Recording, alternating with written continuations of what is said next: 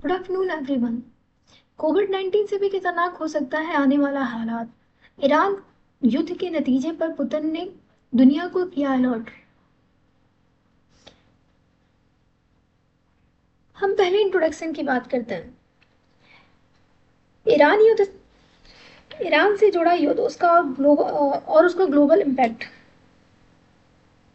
Recent news में हमने देखा है कि रसिया के प्रेसिडेंट ने दुनिया को वार्निंग दी है कि आने वाले हालात कोविड-19 से भी ज़्यादा खतरनाक हो सकते हैं।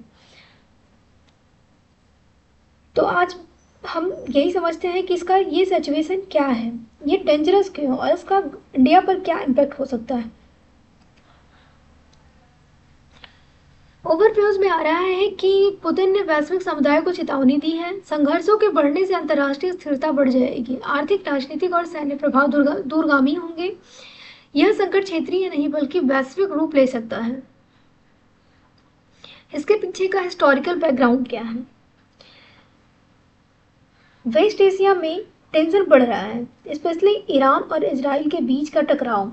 ये रीजन ऑलरेडी सेंसिटिव है क्योंकि यहीं से दुनिया का मेजर ऑयल सप्लाई होता है, और जब यहाँ वॉर जैसी सिचुएशन बन जाती है तो इसका इम्पैक्ट सिर्फ एक कंट्री तक लिमिटेड नहीं रहता बल्कि यह पूरी दुनिया पर पड़ता है।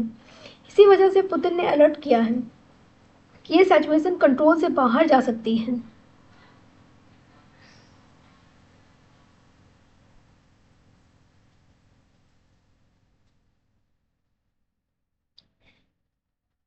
ईरान और इजराइल के बीच लंबे समय से तनाव चल रहा है।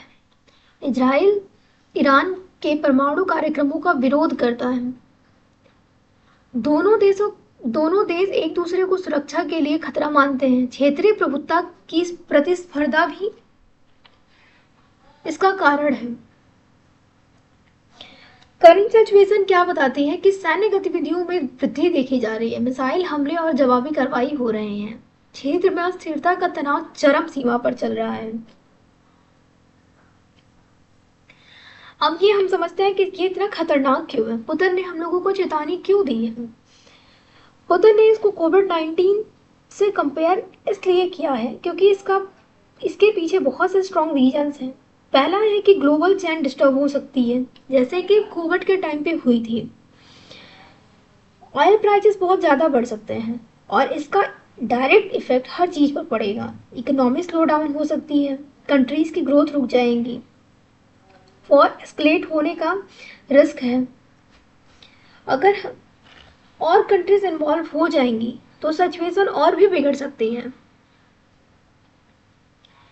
कोविड-19 से तुलना करने का मेन रीजन ये था कि कोविड-19 के टाइम पर वैश्विक अर्थव्यवस्था को ठप कर दिया गया था। इसी के कारण यह युद्ध भी आर्थिक गतिविधियों को प्रभावित करेगा। व्यापार, परिवहन, उत्पादन पर असर दिखेगा इसका।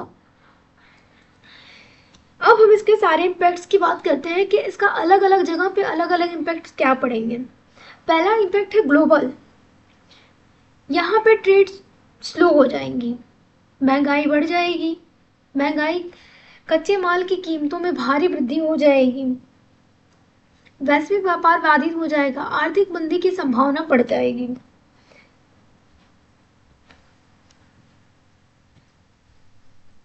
एनर्जी क्राइसिस भी आ सकते हैं इसकी वजह से।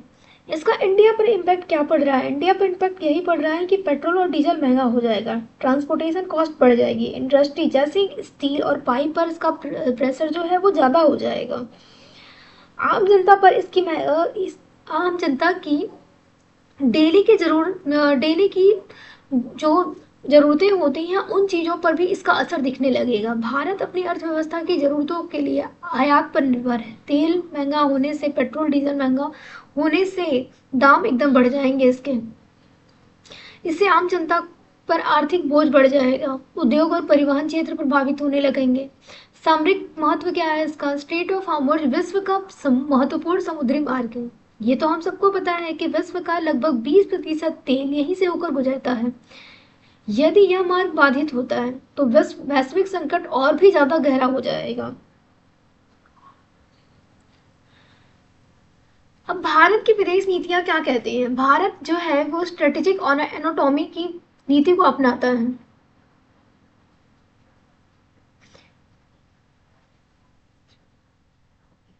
भारत स्ट्रेटेजिक ऑटोनॉमी की स्थिति को अपनाता है। भारत सभी देशों के साथ संतुलित संबंध बनाए रखता है। भारत किसी एक पक्ष का खुलकर समर्थन नहीं करता है, बल्कि यह हर देश के साथ अच्छे व्यवहार और संबंध बनाए रखता है। प्रमुख चुनौतियां क्या क्या आ रही हैं? इसके लिए मेजर चैलेंज हमारे पास ये आ रहा है कि युद्ध का विस्तार होने की संभावना है, मतलब कि और भी देश इसमें जा सकते हैं इस युद्ध के लिए। वैश्विक आर्थिक संकट, मतलब विश्व का जो है वो इकोनॉमी डिस्टर्ब हो रही है।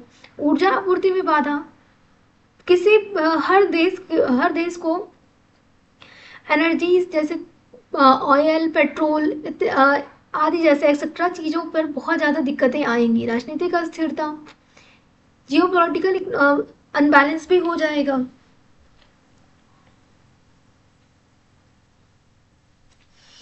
समाधान और आगे की राह क्या है? मल्टी अलाइनमेंट स्ट्रेटेजी अपनाना, कूटनीतिक संतुलन बनाए रखना, ऊर्जा स्रोतों का विविधीकरण करना, अंतर्राष्ट्रीय सहयोग बढ़ाना। इंडिया को डिप्लोमेटिक बैलेंस मेंटेन करना होगा। ऑयल के लिए अल्टरनेटिव सोर्सेस ढूंढने होंगे। रिन्यूएबल एनर्जी पर फोकस बढ़ाना होगा। ग्लोबल लेवल पर पीस और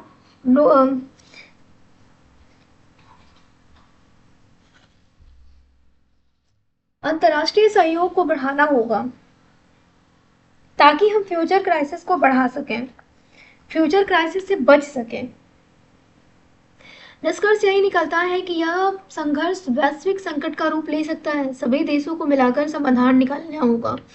भारत को संतुलित और समझदारी पूर्ण नीति को अपनानी होगी, जिससे हम अपने अर्थव्यवस्था को कंट्रोल में रख सकें।